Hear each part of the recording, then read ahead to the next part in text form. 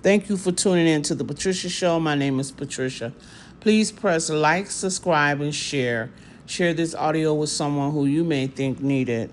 We're going to continue the readings from the Lost Gospel, the Gospels that were found in Upper Egypt in the year 1945. They were translated, and there's a lot of them.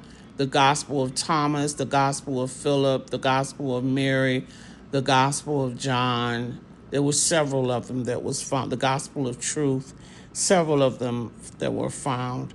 And I'm just, you all have put in the comments that you wanted to hear more of what Jesus' original words were. So I am reading from these original words. Some of them I haven't, read some of these. So there's a lot of them.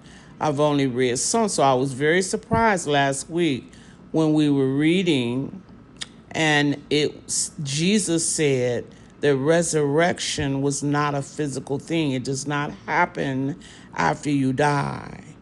That resurrection happens when you are alive, when you go within the kingdom of heaven, which is within you, and you become awakened, then you are resurrected. Because the church has been teaching that since back in Roman days, that resurrection was a physical thing that happens, and that Jesus was put on the cross and he was resurrected on the cross, and how they nailed him to the cross and all of these negative things to draw emotion out of us and keep us in control, when actuality that was not true. Jesus was not put on a physical cross. He was not. You think Jesus' word, he's going to teach you that the resurrection means within awakening, and then he's going to turn around and he was resurrected? That doesn't make sense. So they lied. So like I said, I do know that Constantine had created the whole myth of Easter. I just didn't know how much he had created, but clearly he created the whole myth, the whole thing, that Jesus was crucified and everything to go with that lie. So we just seen in Jesus' teaching, like I said last week, that Jesus said that resurrection does not happen after you die. So now let's go to the secrets of John Gospel, and we're going to start reading from that. This is from Jesus. I am the light that exists before all things. What does this mean? Jesus identified with infinite light, with God's consciousness, not a human ego. Christ equals light consciousness, which is what we are. We are pure consciousness. We are pure light in our divine form after you get out of your body.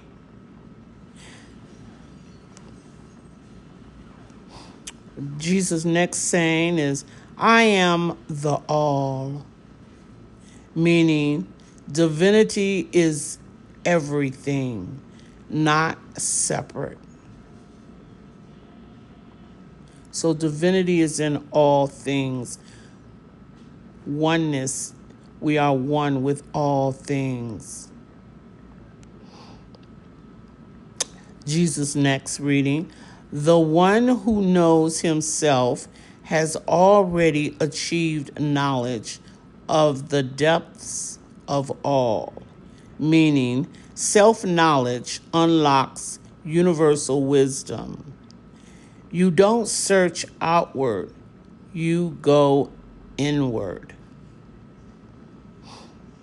Jesus' next saying, I come to teach you about what is, and what was, and what will be.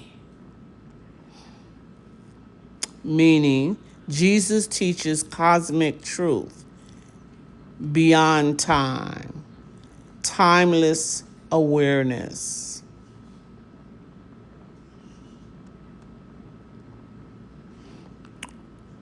Jesus' next quote: humanity exists in forgetfulness until knowledge awakens them. Meaning, people are spiritually asleep. That is true. Awakening equals remembering. Now, in the Gospel of Judas, this is Jesus' quotes: you will suffer the man that clothed me. Oh, I'm sorry. You will sacrifice the man that clothed me. Meaning, the body is a garment.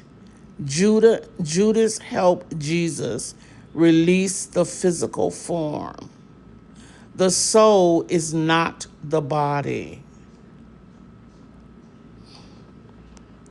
Next teaching: step away. I shall tell you the mysteries. Meaning, truth is not mass taught. It's given to those who's ready. Truth is not mass taught.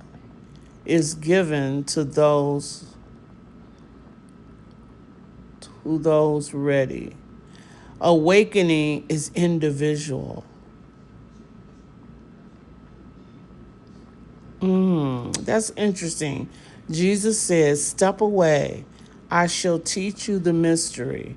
And the meaning is, truth is not mass taught. It's given to those who are ready. Awakening is individual. So the reason I keep reading this because I have been wondering how much of this information should I come forth with. The knowledge, I'm going to come forth with it because people have a right to know this. But then to teach people how to go within and search for God, and there's other things that I could really help people with. I was wondering, how was I going to wrap and present that to the public? Was I going to put it in a book or some information? Maybe I shouldn't, release all the information in the book. This has just answered my question because it's saying that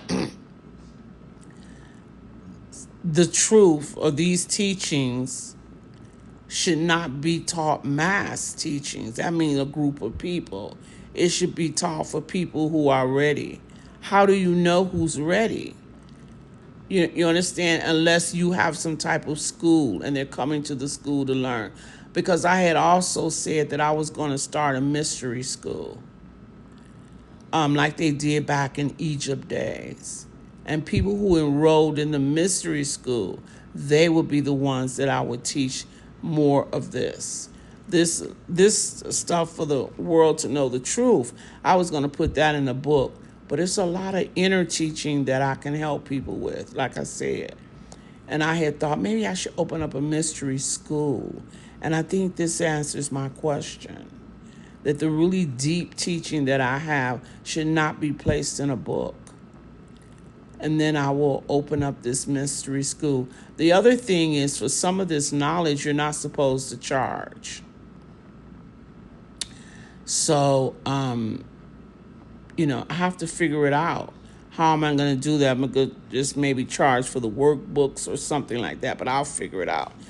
But anyway, that just kind of really caught me when it said that. So some things you could, I guess for this knowledge that I'm telling you all about this, I guess it's okay to teach y'all about not about this stuff, the knowledge, to let you know that there's something else out there and that you have to determine if you're ready for it, then you'll go seeking these gospels for yourself.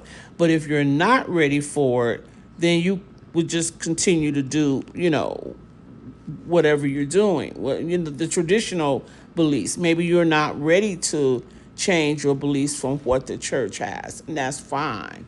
But let's say you got to the point and you said, hey, I want to go to a church or some place where I can really learn, the other things that Jesus said, or maybe to help me on the path of within. That would be the mystery school. Because, yeah, okay, I'm just thinking this out in my mind. That's really interesting because, like I told you, some of this stuff, I'm writing a book, so some of the stuff I read to go in my book, but there's a lot of writing that Jesus said. So some of this stuff is not in my book, and some of the stuff I never saw before, I'm seeing for the first time as I'm telling you. So I'm thinking, I'm hearing this for the first time too. Okay, so let's continue. No generation among you will know me, meaning people worship the image, not the message. They missed the teaching. That is so true. Everything, that we're taught traditionally about Jesus, you're not that's why I just got through telling you, when Easter stuff comes, I'll be like, what was Jesus' message? Are they going to teach his message? And the only thing they're saying is he died and he rose. It's like you're worshiping Jesus. You're worshiping that idol. And that's not, or you're worshiping his image. When people go into church, some parts of the prayer room, they don't call it a prayer room. I can't remember what they call it in the Catholic Church. When they go in there, they kneel down. That's worshiping when they walk into the door. And Jesus doesn't want you to worship him. And so, or either people put up, what do you call those, statues and stuff, and bow down to Jesus or Mother Mary. That's worship. So it's telling you here that Jesus is saying, no generation among you will know me. People worship the image, not the message. Listen for the message. Jesus' next quote, your star has led you astray. What does that mean? Astrology, fate, and ego identity can mislead if misunderstood. Astrology, fate, and ego identity can mislead if misunderstood. Awareness transcends destiny. Okay. So here we're now at the Gospel of Mary. Jesus' quote here is, there is no sin.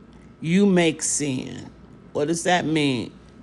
Sin is misalignment, not moral failure. Fear creates guilt, not God. Next quote, where the mind is, there is the treasure. What does that mean? Your focus determines your reality. That is true. Your mindset creates experiences. Yeah, that is really true. If you focus on lack, you'll have more lack. If you focus on wealth, you'll have more wealth. If you focus on pain, you'll have more pain. You know what I mean? It's whatever your mind is, wherever your mind is, there is your treasure. So whatever you keep your mind on all day, so if you keep your mind on there's never enough money, that's your treasure. There's never enough money, and that's going to create in your life. Do not lay down any rules beyond what I appointed. This is what Jesus says. What does that mean? No new religious systems. No control. I didn't know this was in here either. So let's read this again from Jesus. Do not lie down any rules beyond what I appointed. What does this mean? No new religious system. So when people created these different religions, the Baptists, the Seventh-day Adventists, and all these different religions, they were not supposed to do that. And if they had this original teaching from Jesus, maybe they wouldn't have. Because there was not supposed to be any religious rules, or no rules should have been set up. No more religious system should have been set up. Jesus told you to go within to find the kingdom, and that is the only thing, is what we should have done, or what mankind should have did.